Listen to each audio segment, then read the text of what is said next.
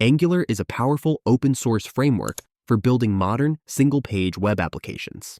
In Angular, everything is centered on components, which are the building blocks of your UI. Each component is isolated from others through encapsulation and typically consists of three main files. Parent and child components communicate through inputs and outputs, which is the most common data flow between them. Services are used to encapsulate business logic, data fetching, and state management. They are typically injected into components via dependency injection. For handling asynchronous operations, Angular leverages RxJS, a library for reactive programming using observables. These are powerful for managing asynchronous events and data streams. Angular also offers signals, which automatically trigger efficient UI updates whenever their value changes.